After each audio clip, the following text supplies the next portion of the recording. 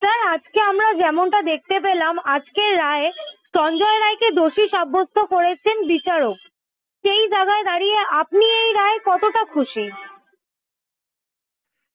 দেখো, এটা তো খুশি হবার মতো কোনো ব্যাপার নয়, কিন্তু জবের থেকে আমরা এই ঘটনার কথাটা প্রথমে শুনেছিলাম, সেই প্রথম দিন থেকেই এই পুরো ব্যাপারটার সঙ্গে প্রথম যখন এই জিনিসটা খবরটা বেরোলো যে এই দুর্ভাগা মেয়েটি কিভাবে মারা গেছেন, তো সেই সময় থেকেই সঞ্জয় রায়, তার আনাগোনা, তার ইনভলভমেন্ট এই এই ঝামেলাটার সঙ্গে, এই ক্রাইমের সঙ্গে, এটা কিন্তু বারবার বারবার প্রায় প্রতিদিন একাধিকবার এই ব্যাপারটা উঠে এসেছে। আর নানান ভাবে যে সাক্ষ্য প্রমাণ, সার্কামস্ট্যান্সিয়াল এভিডেন্স, কিছু কিছু যা ফরেনসিক এভিডেন্স তারা যেভাবে কালেক্ট করেছেন, তার মধ্যে অনেকগুলো এখনো প্রশ্ন হয়তো ঘুরে বেড়াচ্ছে, কিন্তু সেই আনআনসার্ড কোয়েশ্চেন্স এর মধ্যেও বারবার সঞ্জয় রায়ের ইনভলভমেন্ট সেটার আশেপাশে ছিল। এখন সেই ন্যারেটিভ বা সেই সেই ক্রোনোলজিটা, সে আগে খুন করেছে, করে যৌন হেনস্থা করেছে, না আগে যৌন হেনস্থা করেছে, না পরে করেছে, ইত্যাদি ইত্যাদি, এর মধ্যে এখনো অনেক মাইনিউট খুঁটিনাটি প্রশ্ন হয়তো আনআনসার্ড আছে। কিন্তু সঞ্জয় রায়ের যে ইনভলভমেন্ট এই পুরো ব্যাপারটার মধ্যে, এইটা প্রথম দিন থেকেই নানান ভাবে এটা উঠে আসছে। সুতরাং আজকের যে জাজমেন্টটা শিয়ালদা কোর্ট দিলেন, তাতে এই জাজমেন্টটা সবাই কাছেই হয়তো অনেকটা প্রত্যাশিত ছিল।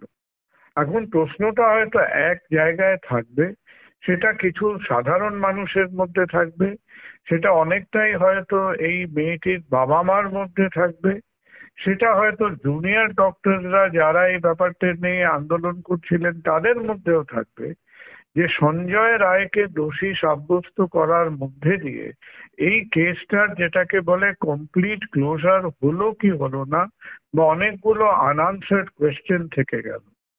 এখন দেখো, প্রশ্নটা হলো যে এটা খানিকটা জটিল ব্যবস্থা, এবং যদি আজকে ডাক্তারদের তরফ থেকে, তার বাবা মায়ের তরফ থেকে, বা কোনো সিভিক সোসাইটির লবির থেকে মনে হয় যে এখনো আমাদের আরো কিছু ক্ল্যারিফিকেশন, অন্যরাও ইনভলভ থাকতে পারেন, তারও একটা ইনভেস্টিগেশন দরকার, সেটা একটা কমপ্লিকেটেড প্রসেস।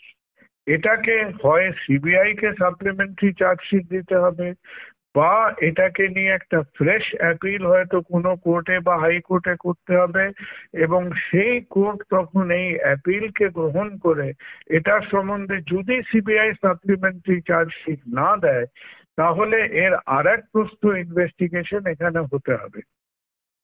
সেখানে কি এইটা একটা খুব বেসিক কোয়েশ্চেন, যে সিবিআই এই প্রায় কত 3 মাসের ওপর সময় ধরে যে তাদের ইনভেস্টিগেশন করে যা পেয়েছেন, দ্বিতীয়বার কি করে তারা নতুন কিছু পাবেন? মনে হয় না। তো এটার মধ্যে যে সমস্ত প্রশ্নের উত্তর হয়তো হয়নি, একটা অধ্যায়ের সমাপ্তি হয়তো হলো, এবং যে প্রশ্নগুলো আজকে তার বাবা মার মনে, বেশ কিছু মানুষের মনে ঘোরাফেরা করছে, এই প্রশ্নগুলো আমাদের মধ্যে, আমাদের আলাপ আলোচনা, আমাদের কথাবার্তার স্তরে হয়তো নানান তীক্ষ্ণ প্রশ্ন হয়ে থাকবে, কিন্তু সেই প্রশ্নগুলোকে আমরা আবার আরেক ক্ষেপ আদালত বা ইনভেস্টিগেশনের মধ্যে নিয়ে যেতে পারবো কিনা, সেটা কিন্তু একটা কঠিন এবং জটিল প্রশ্ন। তো this remains a very important question এই ব্যাপারটাকে নিয়ে। আর দ্বিতীয়ত হলো যে আজকে আদালতে একটা রিমার্ক করেছেন, যেটা আমি পড়ছিলাম এক জায়গায়, যে সঞ্জয়ের দিকে কথা বলে বোধহয় বলেছে যে আপনার কথা সোমবার দিন শুনবো। তো সাজা যদি একবার ঘোষণা হয়ে যায়, তাহলে আরেকবার কি শুনবেন সেটা বলা খুব মুশকিল। সুতরাং হয়তো একটা খুব প্রেশারাইজ সিচুয়েশন, প্রচুর মানসিক এবং সাইকোলজিক্যাল প্রেশারও রয়েছে। তো আবার কি শোনার আছে সেটা ঠিক বুঝতে পারা গেল না, সেটাও একটা প্রশ্ন। আর বাস্তব সময়ে আমাদের সবাইয়ের মতো আমরাও দেখছি, তোমরা যারা এটাকে নিয়ে রিপোর্ট করছো তোমরাও দেখতে পাচ্ছ, যে এটার মধ্যে কেবল নানান মানুষের মতামত নয়, এই ব্যাপারটাকে নিয়ে একটা স্পষ্টত একটা খুব কঠিন পলিটিক্যাল পোলারাইজেশন হয়ে গেছে। এবং এইরকম একটা ঘটনা আজ থেকে বহু 50 বছরেরও আগে দেখা গেছিল, যখন জন এফ কেনেডি মারা গেছিলেন, যে সরকার পক্ষ এই গল্পটা বাজারে দিচ্ছিল যে একজন লোক কেনেডিকে মেরেছিলেন। যারা সেই ব্যাপারটা অ্যাকসেপ্ট করেনি তারা মনে করেছিল না অ্যাটলিস্ট দুজন কি তিনজন আততায়ী কেনেডিকে মেরেছিলেন। নানান রকম ফরেনসিক সাক্ষ্য প্রমাণ ছিল এবং সেই নিয়ে কেবল এক দফায় নয়, দুবার তিনবার নানান রকম রিপোর্ট কমিটি তৈরি হয়েছিল এবং অবশেষে সেটা একটা বিরাট তালগোল পাকিয়ে তখনও ছিল, এখনো আছে। সেই 63 সালের পর থেকে এখনো আমেরিকান গভর্নমেন্ট বলে যাচ্ছে যে আমরা একটা ফার্দার রিপোর্ট করব, ফার্দার কিছু পাবলিশ করব। তো ভাবতেও কষ্ট হচ্ছে, ভাবতেও খারাপ লাগছে যে তার মৃত্যুর মধ্যে দিয়ে আমাদের এই অভাগিনী মেয়েটি এবং এই যে নানান প্রশ্ন মানুষের মধ্যে, ডাক্তারদের মধ্যে, বাবা মায়ের মধ্যে, এটার মনে হয় খুব একটা সরল রেখায় সমাধান আর হয়তো আশা করা যাবে না। It will be a complicated process.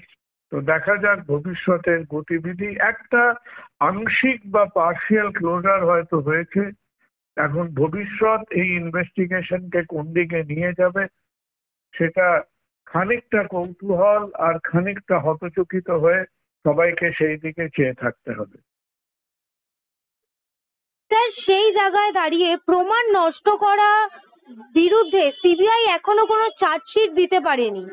সেটাই তো প্রশ্ন না, যে সেটাই তো সিবিআই এর কাজ। এবং সিবিআই যে ইন্ডিকেশনটা সুপ্রিম কোর্টের সেই হিয়ারিং এর সময় মাঝে মধ্যে দিচ্ছিলেন, তারপর সিবিআই এর বক্তব্য, তার ভঙ্গিমা, তার যে রিপোর্ট তারা প্রেজেন্ট করছেন তার সঙ্গে সামঞ্জস্য নেই। এখন সেটা তো পপুলার ভাবে যে সাধারণ মানুষ তাদের আন্দোলন বা তাদের আক্ষেপ বা তাদের বিক্ষোভ জানিয়ে কি সিবিআই কোনো ডিসিশনকে চেঞ্জ করতে পারবেন? আমার তো মনে হয় না যে আমাদের একটা সেলিব্রেটেড গণতন্ত্র হলেও সাধারণ মানুষের মধ্যে সেই ক্ষমতা আদৌ আছে বলে।